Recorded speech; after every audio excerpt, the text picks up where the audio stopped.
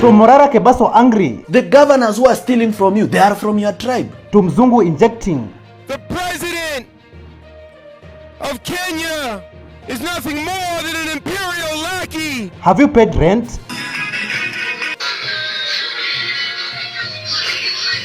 I beg your pardon. Some of us steal money here, we go to Tanzania, we invest it there. We are coming for you.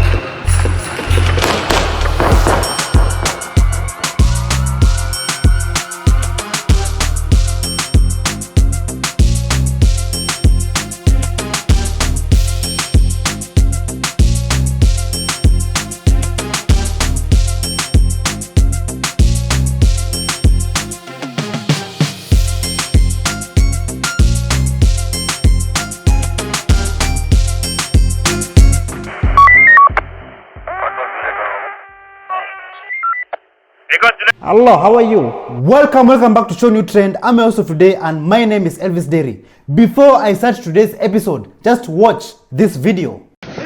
Mmependa hii barabara? Mmependa? Afande mmependa? Acha niulize afande swali. Afande umeongeza mshahara kwetu? Umeongeza mshahara kwetu? Naona penye barabara inakaa na anatenga. Afande. While I was watching this video, I was very speechless. Like, just look at how that road is poorly managed. But yet, millions and billions is disappearing every day. Every day, Kenyans. Every single day. In Embakasi East, the residents decided to inject. William Ruto went to visit them and talk to them, but the residents couldn't want to hear anything from him. Just see and hear how the residents were injecting. Viva comrades, viva! Take a look. Wewe nyumbani. Anahinga yuko hapa na tumekubaliana vijana 18,000 saizi, lakini tutaongeza vijana mpaka wafike vijana 1000. Ruto ongo.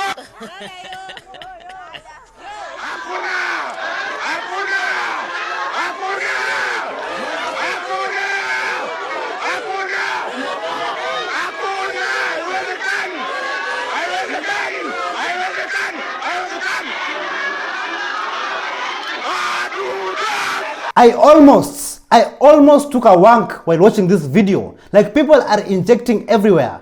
People are pushing to end bad governance in this country.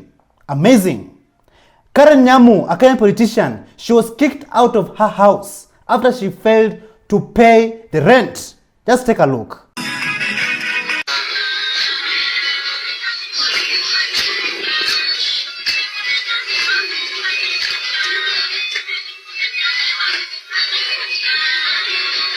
These are the same politicians who will be flaunting on us online how they're living lavish lives, how they're living very expensive lives. But even if you go to their constituencies, they're not doing anything for the people. But yet, they cannot afford to pay their rent. My Lord, I wonder. Yeah?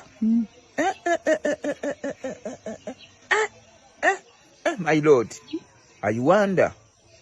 Yeah?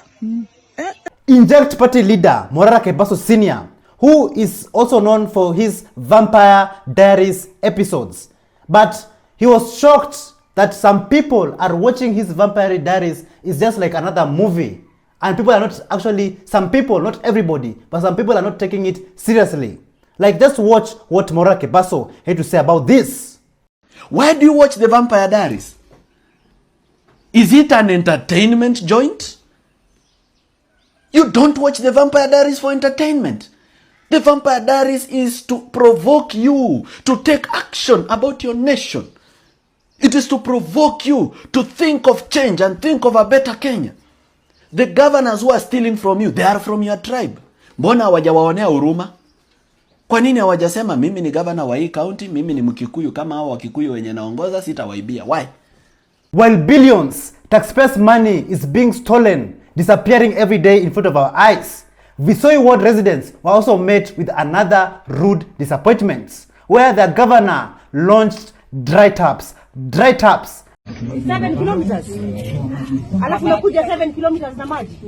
Tukabaki kidogo tukapata ya shala. Hiyo nayo ikakuja kama kilomita ngapi? Kama tatu kama 4. Sasa ndio hapa. Sasa unafungua kwako nyumbani. Hebu tufungue na wewe.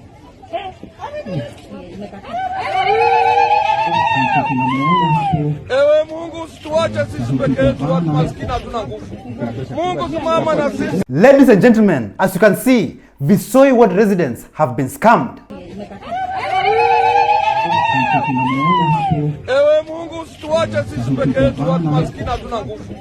Mungu simama na sisi. So Kenyans, I have a very specific question for you. Do you think that if funds were properly managed in Kenya, that Kenya would eliminate the need of external borrowing? The Treasury CS, John Buddy, said that 2 billion shillings, 2 billion shillings is being lost every day to daily theft, to daily public funds theft. Just take a look. Some of us steal money here, we go to Tanzania, we invest it there. Because when we invest it in Kenya, it will be more visible. You also bring money from Tanzania, some of it by road, na magari. Mnapitia, mnakuja hapa Kenya, you start constructing buildings around here. That is what we do. So, if we are stealing 2 billion per day, assuming we reduce the theft, we don't want to stop it, we just say, okay, if you have been stealing 1,000, please steal only 500 shillings. If you have been stealing 100,000, steal 50,000. If there could be that, I don't know whether to call it conscious decision, but if there could be such a decision, ridiculous as it sounds, we would be saving 1 billion shilling per day, which would accumulate to 365 billion shillings. That is more than the external borrowing. So is your pressure increasing or decreasing? If your pressure is not increasing, that means that you are definitely cooperating with the criminals. Listen to what this man from Bunge la Wananchi had to say. Wewe Mheshimiwa Ruto, wewe Mheshimiwa Ruto, nilikupigia kura mimi nilikupigia kura mimi, nikiongea kutoka hapa Bunge la Wananchi, mimi binafsi nikajitolea muhanga mimi kupigia kampeni wewe, mimi binafsi nikijua na nikiamini mambo yako na akili zako na misimamo yako na polisi zako, lakini leo mwisho wa kuisha umetusaliti, unatuletea takataka impeachment zenye haziko kwa agenda yako. Wewe President Ruto, wewe ningetaka kuambia Gachagua mahali popote alipo asiwe na wasiwasi. Hii tunajua yote ni siasa, ni siasa. Ruto, wewe tunakujua sahi, umefanya safari 66 plus kuendelea huko juu. Umenunua Boeing 6. Umepeleka tenda kwa Adani ya kuprint pesa ya Kenya. Umepeleka tenda kwa Adani ya kununua airport zetu. Umepeleka tenda zote za share huko kwa Adani. Wewe ni mwizi, ghasia, takataka hii. Even the tourists and foreigners are currently tired of the current regime. They're tired of being taken advantage of. They're tired of the corruption that is taking place in this country. Listen to what this man had to say about the nuisance that is taking place in the current government. From the streets of Nairobi to Port-au-Prince to Harlem in the USA, it's the same struggle, and it's the same imperialist enemy who lies to us, from Ukraine to Palestine to Haiti.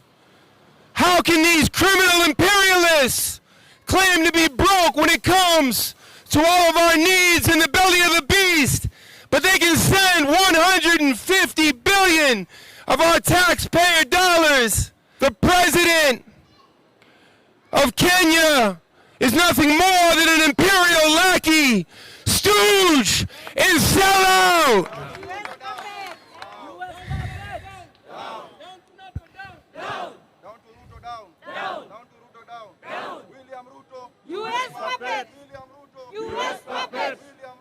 U.S. puppet. U.S. puppet. In the streets of Nairobi, we tell you that you should be ashamed. Death to Zionism, death. Death to Zionism, death. Death to Zionism, death. Death to Zionism, death. A director and home security consultant at Kinside Security, Paulo Kimani, he came out to address and talk to the youths of Kenya, and listen to what he had to say. My youths, nama vijana, by vijana actually I mean, it's a unisex word for both females and males. And by youth, I mean anybody who's born between 1994 and 2024. I believe ninyi mko below 30 years. So listen, sijika nyinyi may notice, but personally I have, that between ile time nilikuwa mtoi, time tulikuwa watoi, time tulikuwa naendesha mataya za gari na za pikipiki na za baiskeli, time tulikuwa vipi. Na hii time sasa mazee mimi nimegrow, in fact sasa mimi ni muda mtu nina watoi. The political scene has remained unchanged. Wale walikuwa pale ile time wako hapa bado. I don't know what they are doing. But what they have actually been doing, waki-interchange this position. Wa left anakuja right, wa right anakuja left, wakatikati anaingia chini, wa chini anaingia left, wa left anaingia huko, anaingia juu. But they have been there and they have created their own blanket of political elites. Na wakagawana Kenya. Huyu ana represent Mrima, huyu ana represent siju Kambani, huyu ana represent siju Luo. And Kenyans for some reason went on with that unquestionably.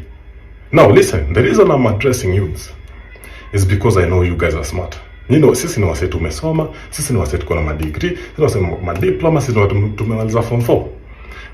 We are people who can make decisions based on our own analysis and observation, rather than making decisions based on what we have heard, like our parents used to. Sisi ni wase wa smart. And let me just say this. I will say, these old bastards, kina Wetangu na kina ma-DVD, kina Kalonzo, all of them, there is nothing they are going to change that they did not change when they were in government. Nothing. What Paulo Kimani has said is actually very true. I approve his message.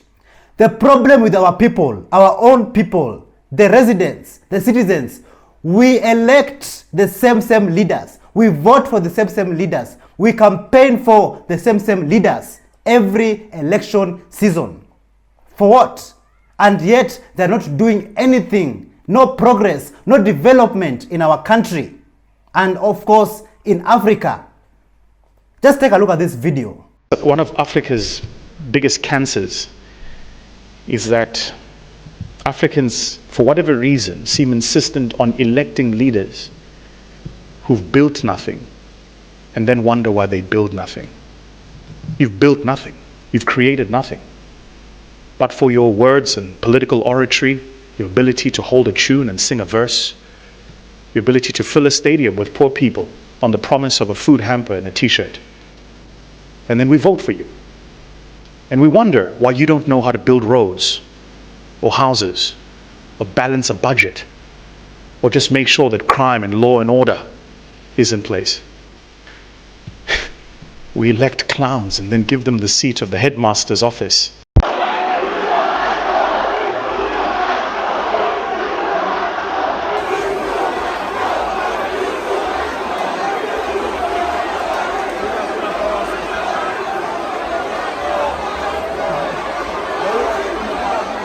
Thank you so much for joining us on today's show. I'm your host, Elvis Derry. See you in the next one. Bye-bye.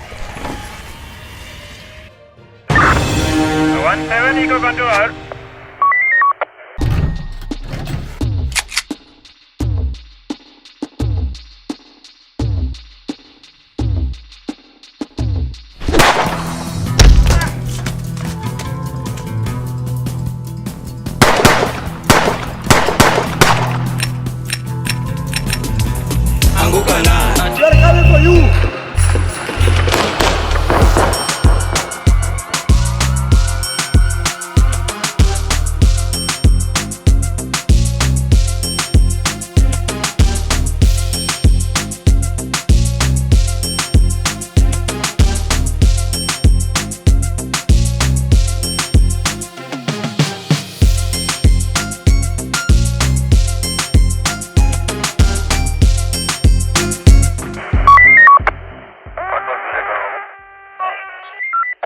Because